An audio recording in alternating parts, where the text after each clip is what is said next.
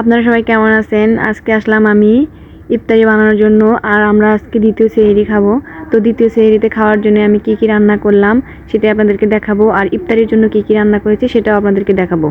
তো বিকেলবেলা আমার শ্বশুরাবা হাট থেকে কিছু ছোট মাছ নিয়ে আসে, যেগুলা দিয়ে বেগুন দিয়ে চচ্চড়ি করলে অনেক মজা হয়। তো মাছগুলো আমি কেটে ভালো করে পরিষ্কার করে ধুয়ে নিয়েছি। এদিকে আমি সব সবজিও কেটে পরিষ্কার করে নিয়েছি।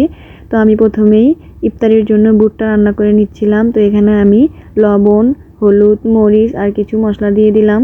সব মশলা দেওয়া হয়ে গেলে আমি একটু ভালো করে নেড়ে চেড়ে তারপরে এখানে আমি অল্প একটু পানি দিয়ে দিব, কারণ বুটটা আমি আগে ভালো করে সেদ্ধ করে নিয়েছিলাম। আর বুটে যদি আপনারা চান অল্প একটু আলুও দিতে পারেন, আলুটা দিলে বুটটা খেতে ভালো লাগে। আমি দিই, আপনারা চাইলে দিতেও পারেন, নাও দিতে পারেন। বুটে যে আমি অল্প একটু পানি দিয়েছিলাম, আমার পানিটা শুকিয়ে গিয়েছে। এখন আমি ভালো করে একটু নেড়ে ভেজে তারপরে আমি এটাকে নামিয়ে নিব। এই তো আমার বুটটা হয়ে গিয়েছে। এখন আমি বুটটা ভালো করে নামিয়ে নিলাম। এখন আমি বুটটা নামিয়ে আমি যে ছোট মাছটা পরিষ্কার করে রেখেছিলাম সেই ছোট মাছটা আমি আগে একটু ভালো করে জাল দিয়ে নিব। এই তো আমি মাছটা জাল দিয়ে নিলাম। দেওয়ার পরে আমি এখানে কিছু বেগুন কেটে নিয়েছি, যেটা আমি ছোট মাছ দিয়ে চচ্চড়ি করব। তাই আমি বেগুনটাও তুলে দিলাম। বেগুনটা আমি তুলে দিয়ে অল্প একটু পানি দিব, কারণ বেগুনে বেশি পানি দিলে বেশি সেদ্ধ হয়ে যাবে। বেগুনটা একটু সেদ্ধ হয়ে গেলে আর পানিটা শুকিয়ে গেলে আমি এখানে মাছটা দিয়ে ভালো করে নেড়ে তারপরে আমি তরকারিটা নামিয়ে নেব। এই তো আমার বেগুন দিয়ে ছোটো মাছের চচ্চড়িটা হয়ে গেল। এখন আমি এখানে মিষ্টি লাউ বসাবো। মিষ্টি লাউ দিয়ে আমি আজকে ছোটো মাছটা দিয়ে রান্না করব। অল্প একটু মাছ আমি রেখে দিয়েছিলাম, ওটা দিয়ে আমি রান্না করব। আমার শ্বশুর আব্বা হাট থেকে তাও বেশ কিছুটা মাছ এনেছিল, তাই আমি মাছটা দিয়ে দুইটা তরকারি রান্না করলাম। মিষ্টি লাউটা আমরা সেহরির জন্য রেখে দিব, আর ছোটো মাছ দিয়ে যে বেগুন দিয়ে চচ্চড়ি করেছিলাম ওটা আমরা এড়েতে খাওয়ার জন্য রেখে দিব।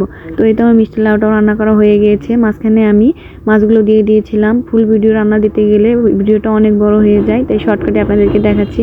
আমি এখানে অল্প কিছু শাকও ভেজে নিব। রমজান মাসে আর কিছু খেতে মন না চাইলেও শাকটা কিন্তু খাইতে মন চায়, তাই আমি এখানে অল্প একটু শাকও ভেজে নিলাম। এই তো আমি শাকটা দিয়ে অল্প একটু লবণ দিয়ে শাকের যে পানিটা ছিল ওটা আমি বের করে দিয়ে এখন আমি পেঁয়াজ, কাঁচামরিচ আর তেল দিয়ে ভালো করে শাকটাকে সম্বার দিয়ে নিব। রান্না করতে করতে আমার প্রায় সন্ধ্যা হয়ে গিয়েছিল, যার কারণে অন্ধকার হয়ে গিয়েছিল। পরে আমি ফোনের ফ্ল্যাশ জ্বালিয়ে আমি ভিডিওটা করেছি। এই তো আমার শাক ভাজাটা প্রায় হয়ে গিয়েছে। সব কাজ সেরে রান্না করতে বসতে বসতে প্রায় বিকেল হয়ে যায়, তাই রান্না করতে রাত হয়ে যায়। তো এই তো আমার সবগুলো রান্না করা শেষ। এখানে শাক ভাজি আর আগের দিনের রাতের কিছু তরকারি ছিল, সব মিলিয়ে আমার রান্না করা শেষ। রান্না করা শেষ করে আমি ইফতার করার জন্য আসলাম।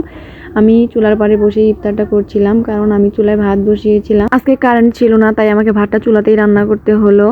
চুলাতে সব কিছু রান্না করলেও ভাতটা আমরা রাইস কুকারেতেই দিই। তো আজকে কারেন্ট ছিল না, তাই আমি ভাত বসিয়ে দিয়ে আমি এদিকে ইফতার করছিলাম। আজকে ইফতারে বেশি কিছু আয়োজন করতে পারি নাই, কারণ রান্না করতে করতেই ইফতারের সময় হয়ে গিয়েছিল।